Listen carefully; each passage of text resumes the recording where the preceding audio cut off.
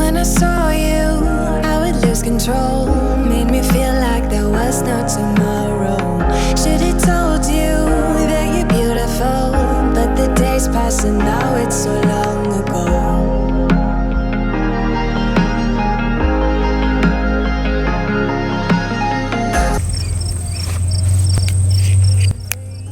What is going on, everybody? Welcome to the channel. So on today's episode, we're gonna be talking about exactly what happened when we blew up the Turbo S2000.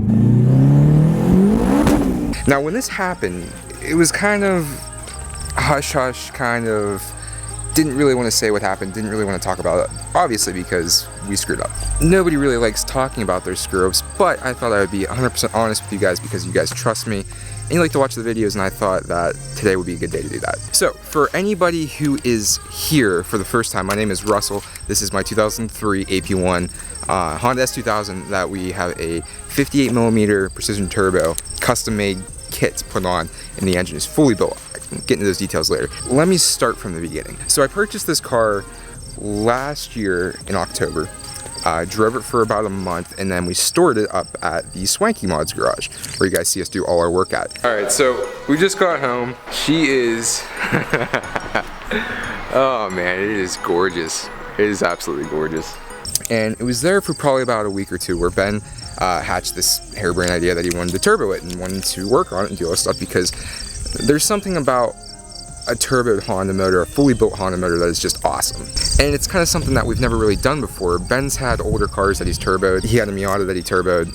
We wanted something a little bit more involved, something that we could really do. And so it wasn't long before I purchased my precision turbo. It kind of was up in the air about which one to get. So for nobody that really knows, I guess I haven't really gone into depth with this either. Almost all of the stuff that was made for the kit was completely built by Ben. A little background on Ben that probably nobody knows. He is a engineer, so that's where he shines. Let me say this real quick. A lot of people don't know that me and Ben are brothers. I saw that in the comments the other day. Ben is my brother. So I've been seeing him do this stuff for a long time, and I somewhat trust him. So with all that, I thought, you know what, let's just do it. It would be cool for the channel. It's gonna be cool anyways. A Turbo S2000, there's no way it can't be cool. So fast forward, probably about like 3 months. I don't know. We didn't work on it every single day. It's sort of picking up at the end whenever we started getting really excited about it. But maybe like 2-3 months from the time I purchased the turbo, from the time that we were done. So let me take you guys back to that day. So we worked a couple 16-hour days before that to get the car ready to rock and roll. Everything was finished up. I think we got 3 things done in one day that was gonna take forever. Like, we changed the fuel pump, which is it's not that easy in these cars. Had to get the whole front bumper back on, all the inner fenders, all that kind of stuff, and just get everything buttoned up and make sure everything was okay. So after working on it for 2 days, 16 hours straight each day, we got a little bit excited and we wanted to take it out for a rip. So we took it out and it ran like hell. In a good way, a very good way. Let me run this clip for you guys right now. This is kind of a chopped up version of the very first time that we took it out. So here you go. Oh, go fly that drone. Put her in first and we'll see if she'll light up the tire. Look at that! Oh, Look at that! Let's wow. do it again!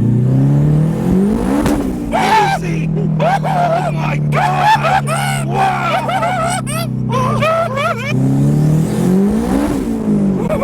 Hit her in second. See what she'll do. Easy. Easy. Let's just get her back. This thing is insane. The thing ran like a bastard. It was amazing. It was still cold out. The turbo loved it. It ripped like crazy. It blew us away. I had never been in anything nearly that fast, and neither had Ben. Ben's Corvette didn't even come anywhere near it. So we were super pumped, super excited. So we were just running a very safe tune, nothing crazy, low on timing, so we thought.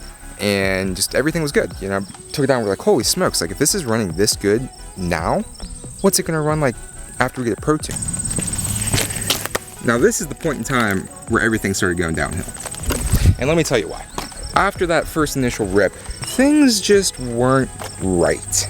It was smoking a lot. The biggest problem that we were having was the warm start. It would fire up like that when it was cold, but the warm start just wasn't working. So there was a couple times that we had driven places, stopped the car, and went to fire back up, and we're having big issues, which is, we should have known right then and there that something wasn't right. And then the faithful video where we realized that everything was downhill, was gone and was blown, was when we started getting smoke out of the breather.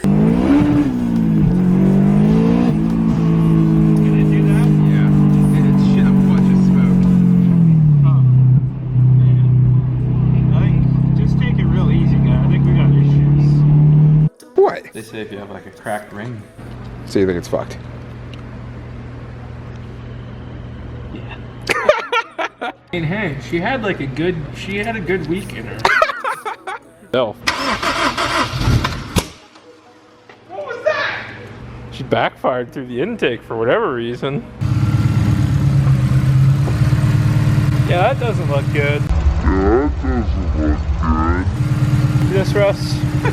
This is what they call giving up the ghost. Let her go, old girl. That's the ghost, and she's giving her up.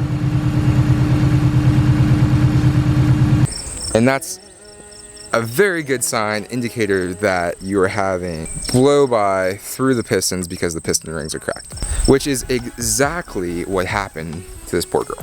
So fast forward, it was only a couple days, I think. We had the engine out of the car, completely disassembled everything, and when I took the pistons out, the rings crumbled in my hands. The issue was, we didn't know this at the time, and this isn't commonly known either unless you're a pro Honda specific only tuner. The VTEC motors, when you go into tune, they have 2 different tuning maps, and that was something that we didn't know. Is this?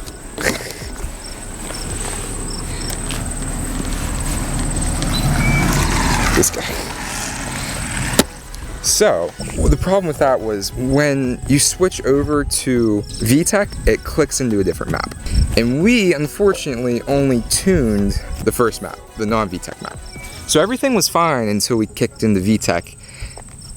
And then we started running at 37 degrees of timing in VTEC with 15 pounds of boost. Now, looking back at this, we probably should have, one, not went out and ripped it that first day without doing a little bit more research. 2, which we probably shouldn't have just went with the 15-pound spring.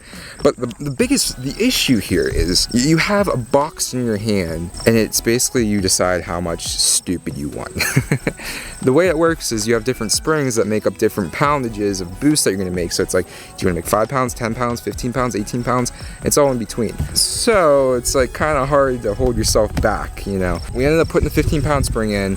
You guys just saw, we took it out, ripped it. It ran like a beast. Like, I was like, man, we made it. Like, this is awesome. And then those small issues started happening. So once we knew that the thing was blown up and it wasn't doing very well, it was time to rebuild it. Here's the thing. Now the car is fully built, brand new motor, just crossed over about 1,500 miles on it, and it's doing great. But like I said, I just wanted to own up to you guys and let you know exactly what happened when this thing blew up. It was our fault.